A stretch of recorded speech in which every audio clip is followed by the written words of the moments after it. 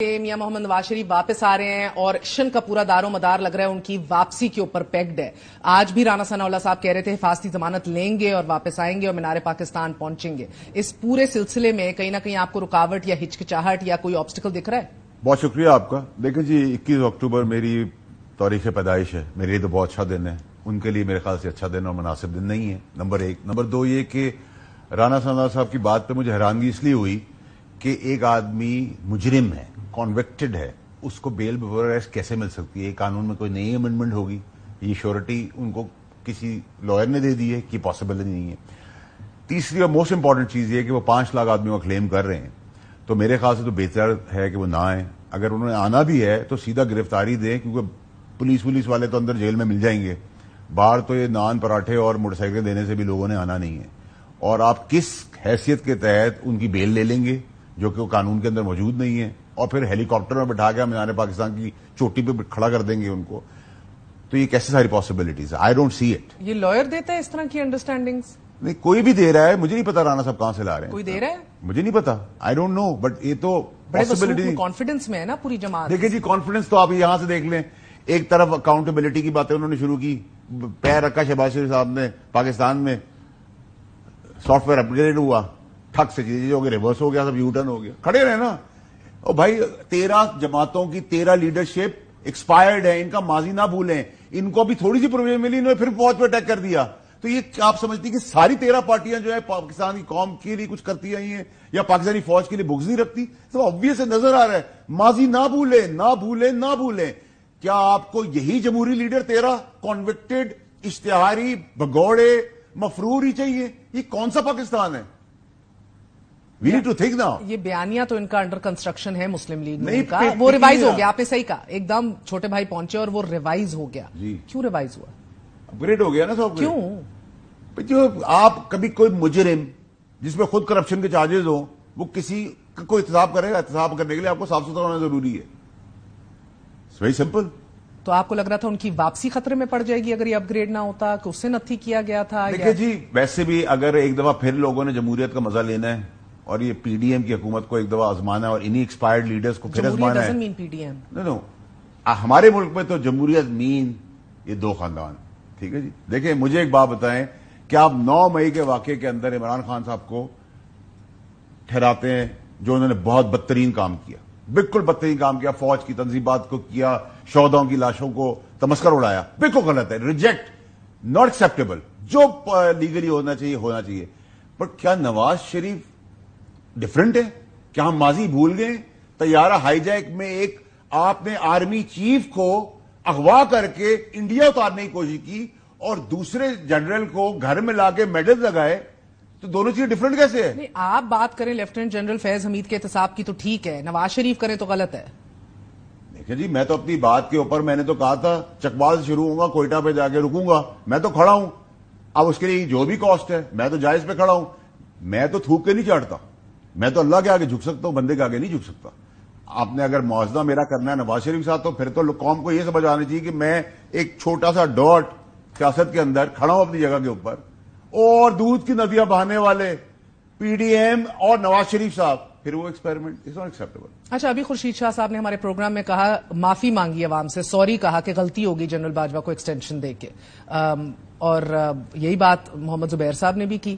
تو یہ غلطی تھی آپ کے نزدیک؟ یہ مجھے سمجھ نہیں آتا تماشا کہ یہ ہر بار جب کرسی سے آدمی اترتا ہے تو اس آدمی کے پیچھے پڑ جاتے ہیں. اب آپ کو میں مثالیں دیتا ہوں. باجوہ صاحب بہت برے آدمی تھے, ہماری گورنمنٹ گرا دی, میری سابقہ پی ٹی آئی. پھر اسی باجوہ صاحب کو آپ نے کہا کہ ہم ایکسٹینشن دیتے ہیں, آپ الیکشن کروا دیں. بھائی برا تو ایکسٹینشن کیوں کرائی؟ ایکسٹینشن کے اوپر اصولی میاں نواز شریف صاحب نے کہا جھک کے بلینک چیک دو. خواجہ آصف نے کہا ٹھیک ہے جی, پیروں پہ لیٹ کے ایکسٹینشن دی. ٹھیک ہے, وہ اینٹ سے اینٹ بجانے والی پیپلز پارٹی اصولی جمہوری, انہوں نے کہا ایکسٹینشن دو.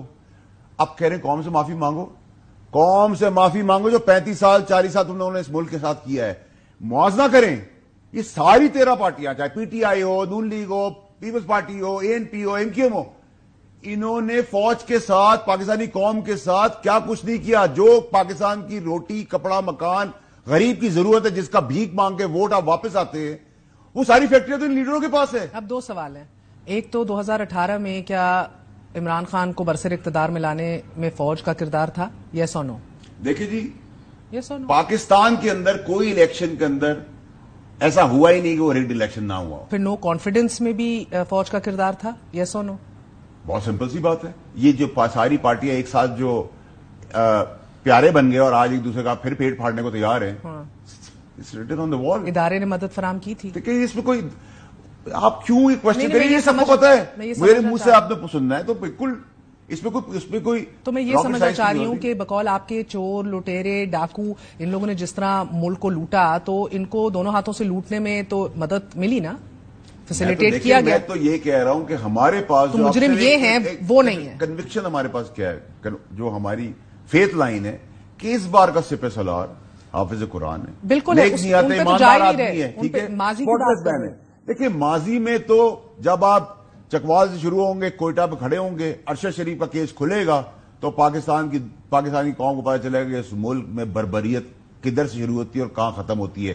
نہ آج کھانے کو روٹی ہے، غریب کی 12 سال کی بیٹی نوکری کرنے جاتی ہے پیٹ پالنے کے لیے، اس کا آپ ریپ کرتے ہیں، جج پیر ریپ کرواتے ہیں، جوتے مارتے ہیں، قتل کرتے ہیں. گٹر کا ڈھکن مرنے میں غریب کا بندہ مرتا ہے، پلانے کے بچے کو دودھ نہیں ہے، سکول نہیں ہے، ہسپتال کے لیے ماں باپ کو لے جانے کے لیے دوائی نہیں ہے، نوکری نہیں ہے. تو یہ اگر مجھے یہ جمہوریت ہے اور جمہوریت کے نام پہ یہ بھیانک بدبودار لٹیرے 13 پارٹیوں کے لیڈر جن کا جنازہ میں لے کے چل رہا ہوں، بچپن سے بڑا اپنے آپ کو بڑھاپے کی طرف لے جا رہا ہوں، اگر یہ ہے تو پھر ایک دفعہ پھر مزہ لے لیں، 13-14 مہینے کا مزہ پھر لے لیں گی. آپ کو 13-14 مہینے کی مزہ لے میں لیں. یہ لاسٹ ٹائم بھی پوچھا تھا کہ پھر کیا پرپوز کریں اگر یہ نگران حکومت ڈیلیور کر گئی، ڈالر بھی 250 پہ آ گیا، ڈیلیوری ہو گئی، اینٹی اسمگلنگ دیکھ رہے ہیں آپ کے بڑی زبردست اس کے ریزلٹس آ رہے ہیں. اسی طرح آج افغانیوں کو بھی واپس بھیجنے کا کہا ہے جو غیر ملکی ہیں، ادھر اللیگلی آئے ہوئے ہیں، بڑے بڑے فیصلے ہو رہے ہیں. اگر ڈیلیوری شروع ہو گئی، الیکشنز ہوتے دیکھ رہے ہیں. دیکھیے بہن، بہت کلیئرٹی ایک کرتا کہ آپ بھی نہ اتنی ایجوکیٹڈ ہونے کے بعد سوال کر رہی ہیں، نہ پچھلی حکومت، نہ اگلی حکومت، نہ آئندہ آنے والی حکومت، نہ کیئر ٹیکر. ٹھیک ہے جی، کسی گورنمنٹ کا اس میں کوئی کریڈٹ نہیں ہے.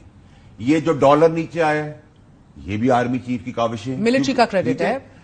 جو آپ 9 نومبر کی ڈیڈ لائن دے رہے ہیں وہ بھی آرمی چیف کا کریڈٹ ہے 500%.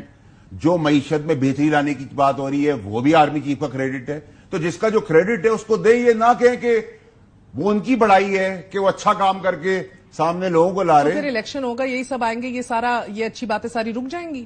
میں تو سوال یہ کر رہا ہوں کہ جب آپ ایک آدمی آرمی چیف اور ایک چیف جسٹس صاحب کی موجودگی میں سمت پاکستان کی ٹھیک ہونے جا رہی ہے اور آپ پھر ایک پٹری پہ ملک کو چڑھا رہے ہیں، تو اس کے بعد پھر ان آزمائے ہوئے لیڈروں کو دیں گے تو جو پچھلا بھیانک ادوار 35 سال گزرا ہے اس کا ڈبل برا امپیکٹ پاکستان کے اندر آئے گا. بہتر ہے کہ پھر الیکشن ابھی نہ کرائیں. نہیں، آپ جمہوریت کے نام کی، جمہوریت کی جو تزبی موت ہمیں ہے اس کے نام پہ خدا را اچھے لوگ جمہوری پارٹیوں سے لے آئے نا.